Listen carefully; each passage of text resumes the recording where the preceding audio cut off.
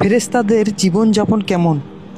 মানুষের মতো আল্লাহর এক সৃষ্টির নাম ফেরেশতা।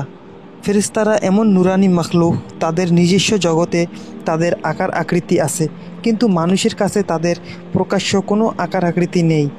ফেরেশতারা মহান আল্লাহ তাআলার পক্ষ থেকে নবী ও রাসূলদের কাছে বিভিন্ন বার্তা পৌঁছে দিতেন, যাদের বাসস্থান আসমানে। ফেরেশতাদের নিয়ে কোরআন হাদিসের বহু জায়গায় আলোচনায় এসেছে। তাদের কিছু বৈশিষ্ট্য আজ এই ভিডিওতে আলোচনা করব।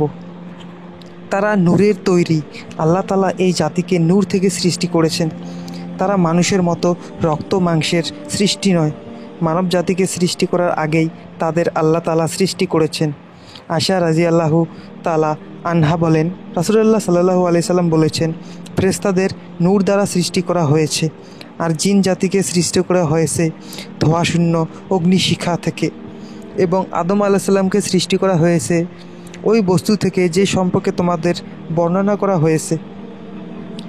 ডানা দিয়ে সৃষ্টি করেছেন। ফেরেশতাদের আল্লাহ তাআলা পালক বিশিষ্ট ডানা দান করেছেন, যার দ্বারা উড়তে পারে। আল্লাহ তাআলা বলেন, সকল প্রশংসা আসমান ও জমিনের সৃষ্টিকর্তা আল্লাহরই, যিনি প্রতিনিধি হিসেবে প্রেরণ করেন ফেরেশতাদের, যারা 2 2, 3 3 অথবা 4 4 ডানা বিশিষ্ট। তিনি সৃষ্টিতে যা ইচ্ছা বৃদ্ধি করেন। নিশ্চয় আল্লাহ সব উপর ক্ষমতাবান। ফেরেশতাদের পাখার সংখ্যা বিভিন্ন, কারো 2, কারো 3 এবং কারো 4 পাখা রয়েছে, এবং কারো অসংখ্য পাখা রয়েছে। এ থেকে বোঝা যায় যে এক এক ফেরেশতাকে আল্লাহ এক এক রকমের শক্তি দান করেছেন, যা দিয়ে যেমন কাজ করতে চান তাকে ঠিক তেমনই দ্রুতগতি ও কর্মশক্তিও দান করেছেন। এক হাদিসে এসেছে, জিবরাইল আলাইহিস সালামের 600 পাখা রয়েছে। শরীরের কাঠামো ও সৌন্দর্য। আল্লাহ তাআলা ফেরেশতাদের অত্যন্ত সুন্দর কাঠামো ও শক্তি দিয়ে সৃষ্টি করেছেন। আল্লাহ তাআলা বলেন, তাকে শিক্ষা দান করেছেন প্রচণ্ড শক্তিশালী সৌন্দর্যপূর্ণ সত্তা, অতঃপর তিনি স্থির হয়েছিলেন। এর দ্বারা বোঝা যায় যে ফেরেশতারা অত্যন্ত সুন্দর। তারা যেমন সুন্দর তাদের চরিত্রও তেমনই, তাই তারা কোনো খারাপ আকৃতি গ্রহণ করেন না। খাবার ও পান করা। ফেরেশতারা কোনো কিছু আহার ও পান করেন না। আল্লাহ তাআলা তাদের এমনভাবে সৃষ্টি করেছেন যে তাদের কোনো আহার তন্দ্রা নিদ্রার প্রয়োজন হয় না। তারা সর্বদাই আল্লাহর ইবাদতে লিপ্ত থাকে। একদা একদল ফেরেশতা মানবাকৃতিতে ইব্রাহিম আলাইহিস সালামের কাছে আগমন করেন। তিনি দ্রুততার সঙ্গে তাদের জন্য খাবার পরিবেশন করলেন, কিন্তু তারা খাবার গ্রহণ করল না। তারা বলল, আমরা ফেরেশতা। আল্লাহ তাআলা বলেন, অতঃপর ইব্রাহিম তার স্ত্রীর কাছে দ্রুত চুপিসারে গেলেন এবং একটি মোটা তাজা গো বাছুর নিয়ে এলেন। অতঃপর তিনি তা তাদের সামনে রেখে বলেন, তোমরা কি খাবে না? এতে তাদের সম্পর্কে তার মনে ভীতির সঞ্চার হলো। তারা বলল, ভীতি হবেন না।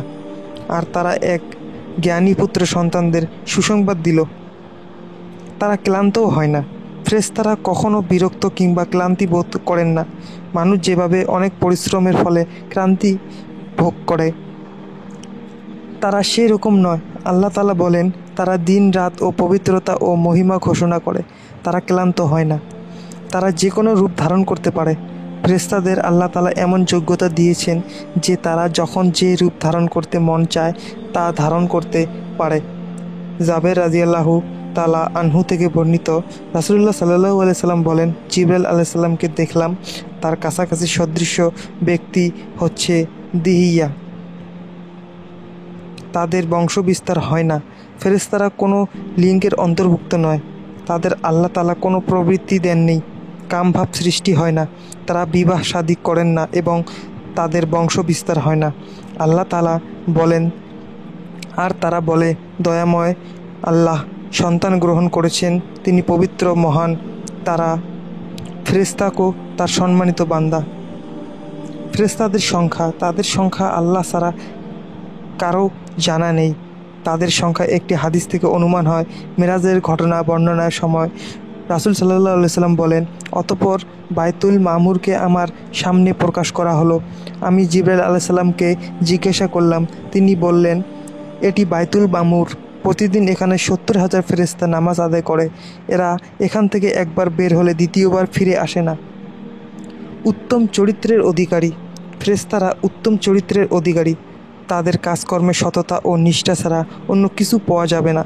আল্লাহ তাআলা তাদের প্রশংসা করে বলেন, যারা সম্মানিত ও নেককার, গুনাহমুক্ত জীবনযাপন। ফেরেশতারা সর্বদা আল্লাহর আনুগত্য করেন। আল্লাহ তাআলা তাদের যখন যা বলেন তাই করেন, কোনো ধরনের অবাধ্যতায় লিপ্ত হন না। আল্লাহ তাআলা বলেন, হে ঈমানদাররা, তোমরা নিজেদের এবং তোমাদের পরিবার পরিজনকে রক্ষা করো আগুন থেকে, যার ইন্ধন হবে মানুষ এবং পাথর, যাতে নিয়োজিত আছে নির্মম কঠোর স্বভাব ফেরেশতারা, যারা অমান্য করে না তা যা আল্লাহ তাদের আদেশ করেন তাই করেন, আর তারা যা করতে আদেশপ্রাপ্ত হয় তাই করে।